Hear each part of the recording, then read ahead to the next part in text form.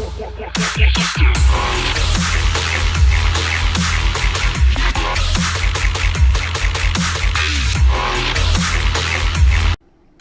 what's going on YouTube? This is your boy Kamen Rider Spike 2.0 back again once again today, people. Today we're here for episode 48 of No.1 Sentai Gozyuger, and in this episode we end up formally meeting the leader of the Calamity, which is Lex, or Daru Lex, or Sedan Lex. And this guy's busted. Okay, he's busted. I didn't think we were gonna beat him in one episode. But man, oh man, our boy Machiro went out like a champ, like the boxing champ that he is. Bro literally went Super Saiyan in this episode.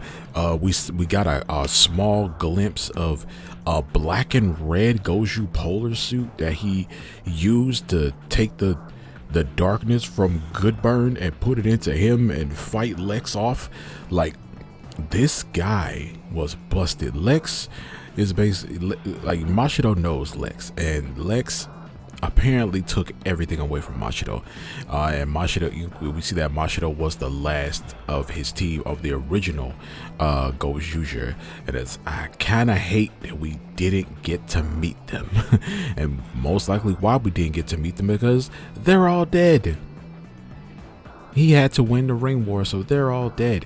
We see that he ends up, he basically offers Machiro to become a god, and when he becomes a god, they can basically do to the world do whatever they want with the world.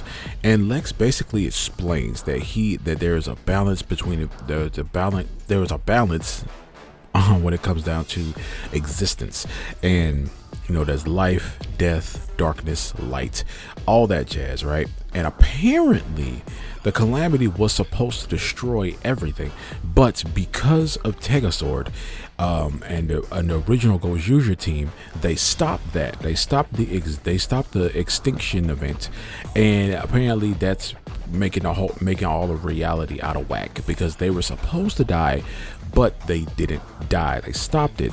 So a lot of natural weird disasters are happening all over the world. We see that a sickness happens. We see storms, tornadoes, and stuff like that start tearing up everything. Random stuff is blowing up. Like, it gets bad. And this episode, everything was happening so fast. I barely could keep up with anything. Everything was happening so fast. Apparently, Sumino fought Lex by herself and she died. We see that Lex also had the power to destroy, like, I'm talking like straight up Thanos snap people out of existence. We see Ryugi's gone, Byakuya's gone, Green is gone. Like, everyone gets freaking Thanos snapped. And then we see that Fire Candle ends up stealing some of the power from Lex and actually transforming and getting his own freaking monster form, which he fights Horu, beats Horu, because Horu is having a lot of emotions right now. He's seeing his friends die in front of him, and Machiro is fighting has to fight off Lex by himself. Now, while this was happening, I was wondering, where the frick is Tegasword, Tegajun, and Goodburn at? Like, why haven't they appeared yet? And then they ended up appearing anyway. We had a mech fight where he ends up like decimating them. Like, we used the Ryu Tegasword and everything, but he still decimates them, right? And apparently the bro just can't really die. Like, he can literally reality warp and manipulate probability. And I'm like, what is this guy, the anti-spiral? Like, that's the thing that was getting me. But we also see that Machiro takes him on by himself. He ends up taking the power from the Child of Darkness, who is Goodburn, and infuses that power into himself. And by using that power, he gets like, he basically goes Super Saiyan. Or I guess this will be Ultra Instinct, because his hair was like slick, like kind of whitish. So we got Ultra Instinct Machiro, and he goes into his Goju polar form, but we get like a glimpse of him using the Goodburn's destruction power, and it changes his suit to black and red for a while. We get dark Goshu Polar, I guess. It even had the voice was even different when he changed into it, but it was a very, very brief second of it. I really wish we could have saw this form actually like in action, like him actually defeating Lex while in this form. But we see he goes back to his regular Goshu Polar form, and he's fighting Lex, and he's actually able to fight off Lex and actually hurt Lex because of the power boost that he got from Goodburn, that he took from Goodburn. Him and Bear Kuma, our little lovely Bear Kuma, is helping Mashido fight off Lex, and we see that he ends up defeating Lex by basically dragging him down to the Earth's core and destroying him, but also destroying himself. So it seems like Mashido is dead, and the rest of the team is also dead. But I do hate that we had to take out Sumino at off screen. Like, we saw how she got defeated. We saw her fighting him, but I hate the fact that she couldn't be there with the rest of the team and actually like fight Lex at least, but she ends up getting defeated by herself, and I kind of hated that. But I mean, I get the fact that Sumino goes off and does things by herself, but at the same time, I still wish she could have been there with the rest of the team. Even though that they all lost, it still would have been better if you had the entire team there to fight the main villain. This is the main villain of the series, and I kind of hate that. Like, that's my gripe. And with Fire Candle also being there, antagonizing Hodu and trying to fight Hodu, but Hodu is like really emotional and seeing all his friends die. That really got me. I mean, like, Hodu is like, he's seeing everyone die. He begs Mashido to not leave. I don't want to be alone, all that jazz. And he doesn't even have like the will to fight anymore. And Mashido basically tells him, he said, hey, I love this world, please take care of it. And you swore to find your own wish. You swore, there's no giving up now. So after Mashido ends up defeating Lex, we see that all of the rings end up coming to Hodu, and Tegasaur comes to him and tells him all the rings have been gathered. You, Hodu, are the final winner. And we get the winning screen, but Hodu has a complete mental breakdown at the end because he didn't want to win this way. And I feel, bro, I do.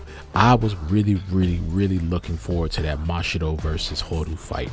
Even though they fought before, that was back when they first met and all that jazz. And Hodu hadn't gotten all his, Hodu really hadn't gotten all his boost yet. I think that's before Orca Booster. Like, when he first meets Mashido, that's before Orca Booster. So, yeah. But I was really looking forward to seeing that fight between those two. Like, these are my two favorite characters, really.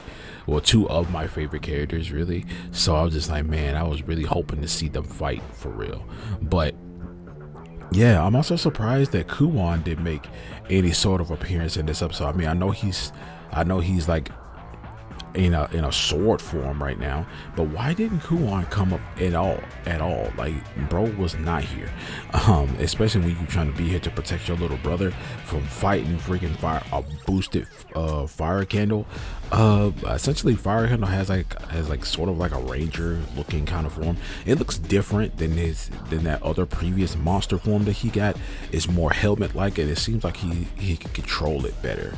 But yeah, it seems like Fire Candle is going to be the final villain of the next episode, and the next episode is the final episode. It'll be 1v1 with Hodu versus Fire Candle, and we actually see that the rest of Buraidon actually comes in and helps out because Fire Candle has he has the power of the calamity. He has a piece of it, so he's able to summon armies of these old grunts from past Sentai shows and stuff like that.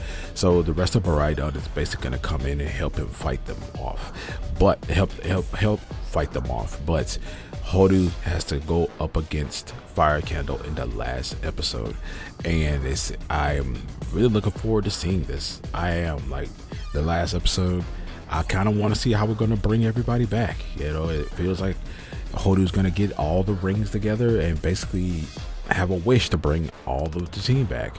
But man, this episode was fast. And other than my gripes I had with the episode, I thought this episode was actually pretty amazing. You gave Mashido some really big shine in this episode. Like, he 1v1 the final boss and defeated the final boss. And my only gripe was you should have had the whole team be there to fight the final villain. I mean, I know Gozyuger isn't super traditional when it comes down to the standard to the standard of Sentai, but I still feel like you should have had the whole team there instead of having the only girl character on the team to basically get beaten off screen when she's by herself. I'm just saying, I didn't like that. I don't think that's cool. But other than that, this episode was pretty cool. Other than my gripes, this episode was pretty cool. I did love seeing Mashido take out the final villain by himself.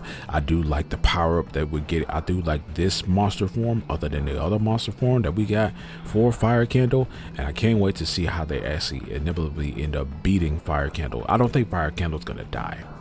I could be wrong, but I don't think Fire Candle's gonna die. But other than that, you guys let me know down in the comment section below what you guys think about this episode of #1 Sentai Gozyuger, and I'm gonna see you guys next time. If you made it this far in the video, I thoroughly do appreciate it. So make sure you hit that like button, share, subscribe, all that jazz, and I'm gonna see you guys next time. And remember, stay henshined.